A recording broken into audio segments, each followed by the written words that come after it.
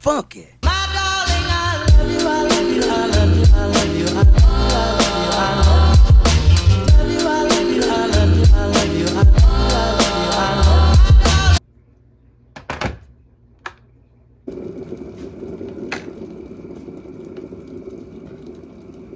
In the beginning of 2021, things were back on track. I was feeling a lot better and we were continuing with the lifestyle changes I had made, continuing with acupuncture and therapy and all of that. Alex and I felt like we were in a good place in our careers. We had bought our house. We felt really stable and we knew that with my periods regular, we were ready to start trying. We also kind of kept in mind that with PCOS, conceiving can be a lot harder. So I was testing my ovulations at this time and I was in my 2-week wait windows and then I would take a pregnancy test.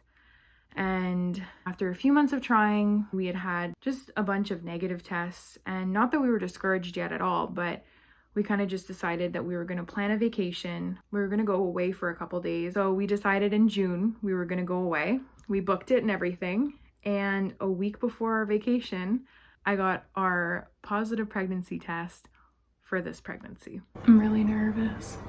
So I took 2 tests this morning that are in like the ovulation kits and they're like really tiny. Both of them gave me 2 lines, so it was positive. While I was out today, I went to the store and I got a bunch of tests. So I took one of the like early ovulations, and obviously like it could be too early still because I'm only like 10 days post ovulation. Okay, so I'm gonna look. I took both of those digital tests that night and they both were positive. One said 1 to 2 weeks positive and the other one said pregnant. So with those 2 tests, I called Alex into the bathroom.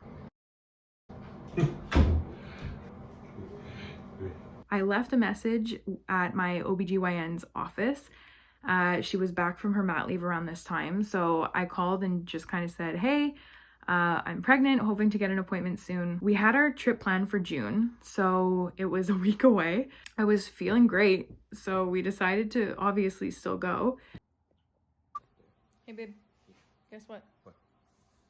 Oh, stop it. It's a baby. Yeah. I started cutting out caffeine. I was eating pregnancy-safe foods. And while we were on vacation, I actually got a call back from the OBGYN's office, and they told me that there was a huge wait list to see my OBGYN. They told me to contact other clinics. They gave me all this advice and I figured, you know what, I'm on vacation. I'm gonna deal with this when I get back and we'll go from there. While we were on that trip, I took a pregnancy test every morning. I think I did that for like the first month. I just remember the very beginning, I was so excited but so nervous at the same time. And then I saw my nutritionist. And she was great. We went over all my questions of like what was pregnancy safe food. She gave me a lot of really good advice and everything. And then she goes, you know, your OBGYN, the one who referred you to me, we're actually really good friends. Do you mind if I call and let her know? And I was like, absolutely, like please, like that's awesome. That would be great. I obviously didn't think this was going to change anything about like getting an appointment with her. Literally 20 minutes after I hung up the phone from my nutritionist appointment, I got a call from the OBGYN and she was like, I've scheduled your ultrasound, your 8-week ultrasound. You're going in 2 weeks. She's like, I'm so happy for you. I can't wait to see you. This is a clinic I'm at now. Come and see me here on this date. We've got everything. I'm going to be there. Like, I'm going to follow you throughout your pregnancy. And the amount of relief I felt in that moment, she was just so reassuring about everything. So I was so excited to have her back. So at 8 weeks, we got to see the baby for the first time. He was so tiny. Alex got to come with me, which we weren't sure when we first got pregnant if he was going to be able to come to all these appointments because of the pandemic and everything. So we were so excited that he got to come and see everything. During our 8-week ultrasound, we got to hear the heartbeat, which was so special.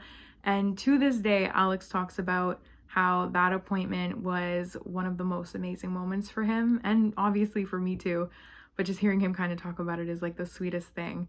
And he said he felt like it was so real and he just felt this like instant connection.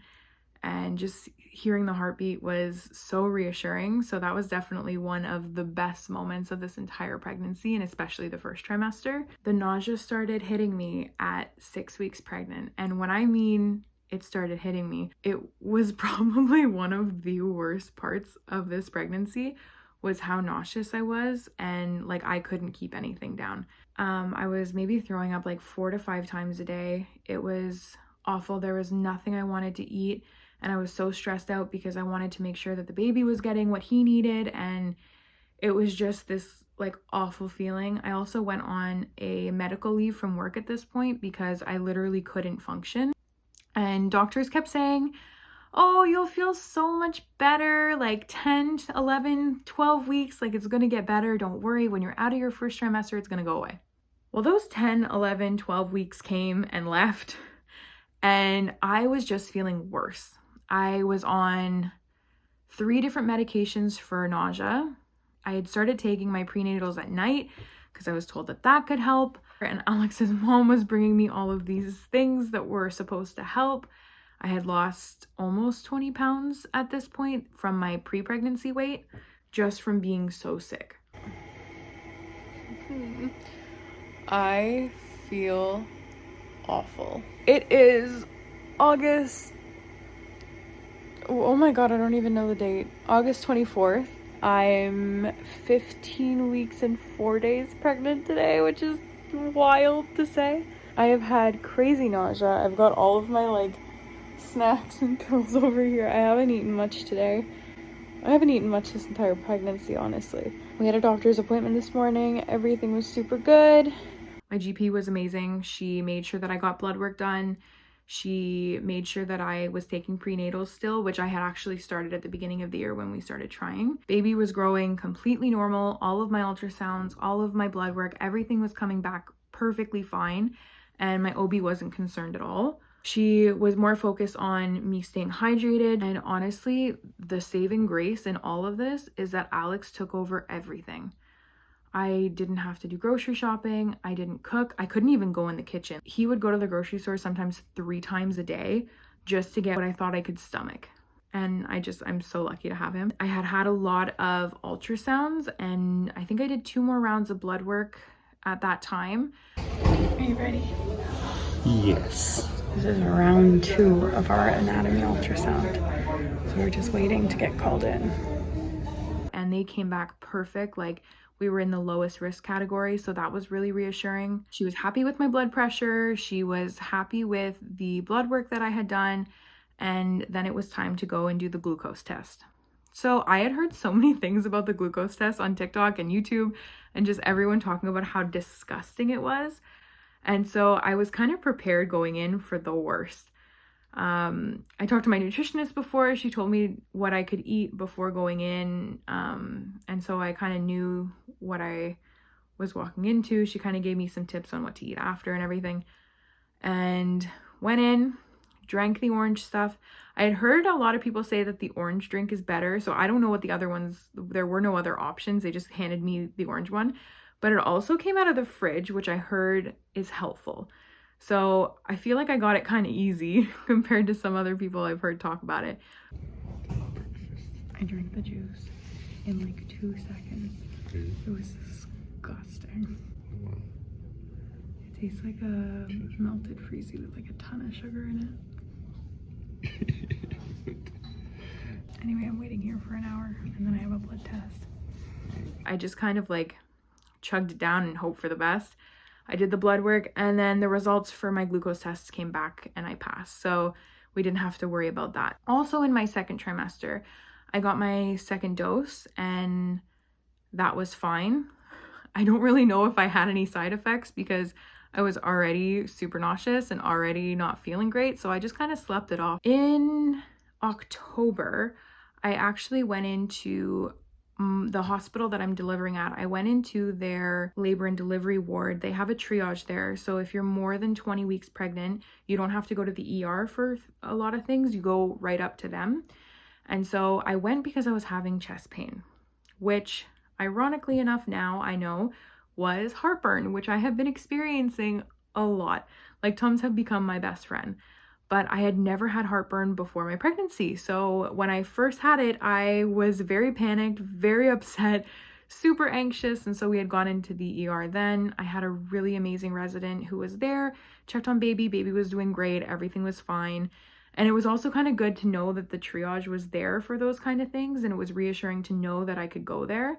And actually I've been there a couple more times since, and they've been really helpful. Then in November, we actually had our baby shower. Oh, come on, let me see you get gone. Baby mamas, this your song. Been pregnant for way too long. Now tell the DJ, turn it on. Turn it on. If she a baby mama, Go ahead. she gon' do that baby mama. Work. If you haven't seen the video, I did put together a video of our baby showers, planning for it, and a haul of some of the things that we got. And it was absolutely amazing. I feel so lucky that we were able to have them. It was kind of perfect timing because right after that, like a week, 2 weeks later, things really shut down. So we just felt really spoiled. We can't wait for this baby to meet all of these amazing people in our life, and we're just very grateful to be able to have that experience. So like I said, things got a lot worse in terms of the pandemic right after our baby showers, and we had to make some like tough decisions. We decided not to meet with friends and family over Christmas. We stayed super socially distanced, and honestly, like my anxiety spiked. Just the fact, like, it's so scary being pregnant during a pandemic. And it was really just isolating in a way, and just trying to figure out boundaries and what I was comfortable with. It was a lot. I want to be as safe as possible, obviously, and protect this baby. And I got the opportunity to get my 3rd dose, and so did Alex. So before the end of 2021, we actually got boosted, and we are fully vaxxed and boosted now, and I feel so much better knowing that. So on Christmas Eve, I ended up going back to the labor and delivery triage, and it was because I hadn't felt him move literally all night. I tried drinking cold water, I had had some orange juice, I laid down on my side. I did all of the things that they tell you to do, but he wasn't moving. So my doctor had told me at one of my prenatal visits that were ever to happen that I needed to go in to the triage and just make sure that everything was okay. So that's what we did. We went in, and I got so lucky. It was actually really busy that night, but my OB was the one on call, and she walked by and she goes, "What are you doing here?" And I told her, I was like, "Oh, I haven't felt him move much." She was super happy we went in. She got us hooked up to the monitors, and we were tracking baby for about half an hour. And as soon as he got hooked up, he was acting like there was a trampoline in there, and he was jumping around like crazy. He was fine. I was fine. And super reassured. We got sent home. But I actually, while I was still there, I got to talk to her because I started having this itchiness in my hands. You know, that can be related to a liver complication in pregnancy. So I brought it up to her, and she ordered a special blood test result. And she said that if there was anything going on, that she would contact me in the next few days. So we went home, we had Christmas, it was great, and I actually did get a call from her a few days later. The results had come back normal for the first blood test, but the second blood test could only be done at like a specific hospital. So it was going to take a little bit longer to know for sure if there were any complications or not.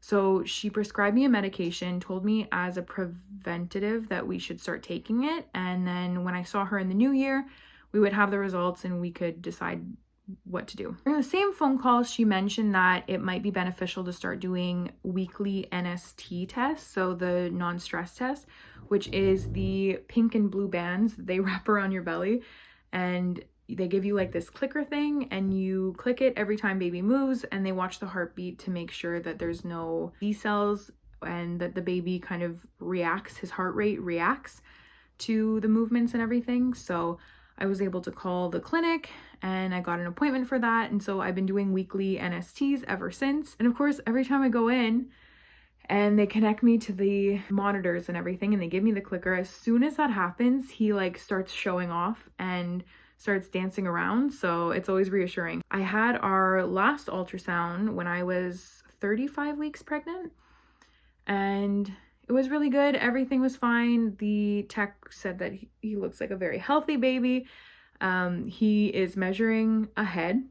but my OB isn't worried. She said like he's not measuring that far ahead that she would be concerned about it. And we're also planning on doing an induction at 39 weeks. So she's not worried about him being too big. So now that we are in the final stretch, I think the exhaustion started to hit me like 34 weeks. I was done. Like I get exhausted from doing absolutely nothing. The weirdest thing is that I can't sleep at night and then I'm exhausted during the day. The nausea's come back a bit, only like a couple days though. And it's super random. Like I'll be fine for a few days and it'll just hit me another day. So we've just kind of been dealing with that when it comes. Baby has dropped and I can feel the pelvic pressure. It's one of the most intense things that I've ever felt. It really hurts to walk. It hurts to get up out of bed. It hurts to get dressed. Like it's definitely not the funnest thing. The yoga exercise ball has become like my best friend. Okay, so one thing that I didn't mention is pregnancy cravings. And I wouldn't say that I've had any like weird combinations. Like sometimes I'll see like people talk about like pregnant women dipping pickles and things and like combining really weird stuff like pickles and ice cream or something. I haven't had any of that, but I have had some like pretty intense cravings where like if I like am craving it, I have to get it. Otherwise like it just bugs me and like I need it. One of those has been green apples, like Granny Smith apples. I have been eating them. They have been like a consistent craving since the first trimester. Also hot Cheetos. Not sure why, but especially at night, if I'm like a little hungry, all I want are hot Cheetos. I've also been craving a ton of orange juice. It's so satisfying. Orange juice and like not together, but orange juice or a glass of milk, like those two things I've been craving and we've been going through like crazy because before my pregnancy, I never drank juice and the only time I'd really have like milk is like if it were in my coffee or something. I was never like, oh, I'm gonna go drink a glass of milk. So that's been really weird. And obviously if anybody has seen me on Instagram or the What I Eat in a Week vlog, I have been craving matcha frappuccinos I've been craving those like I've never craved anything. I've also craved like brownie ice cream from Dairy Queen, like a brownie batter blizzard. Try saying that 10 times fast. I've been craving that from Dairy Queen quite a bit. And nesting. I'd say as soon as the new year hit, which like I know usually I get in a very like productive, like let's clean kind of mode, but this was different. Like I needed everything to be perfect. I had Alex like clean out the entire garage. I decluttered the entire house. I've been through every single cupboard, every single closet. I have like gotten rid of, I think it took Alex 3 weeks to finally take it, like be able to fit everything into the recycling bin. We dropped off a bunch of things at donation places. And I needed the hospital bag to be perfect. I set up the breastfeeding and diaper changing cart. Like by the end of January, it looked like baby was coming tomorrow when we were ready. So that covers a lot of what's been going on kind of throughout this journey for us and this pregnancy. And honestly, like if I were to say one thing, I'm just super grateful that I get to go through all of this and grow so much with the love of my life. Alex has been amazing and I cannot wait to see him be the most amazing dad to this baby. Like it's going to be the most special thing. And now that I am 37, almost 38 weeks pregnant, baby could literally be here any day. We do actually have an induction date, so if he's not here before, we have about 10 days until baby's here, which is like the most exciting thing ever. Like I said in some other videos, and I'll repeat it again now, I have pre-filmed a lot of videos that'll be going up. I have some throwback videos that I just never got around to posting when I filmed them last year. So I've got a good amount of videos that are going to be going up, and Alex jokes with me all the time. They're not in chronological order because I'm just trying to keep them, I'm trying to be more consistent on this channel and post more regularly. But I know that's going to be hard with a newborn, and I know that's going to be really hard when we're in labor and all of that. So I've pre-filmed a lot of videos. If you want to see more up-to-date stuff, I'm definitely going to be posting that on Instagram. It's just a lot easier to kind of stay up-to-date over there. So I will leave the link for my Instagram down below. I will probably announce sooner than we will on this channel when baby's born.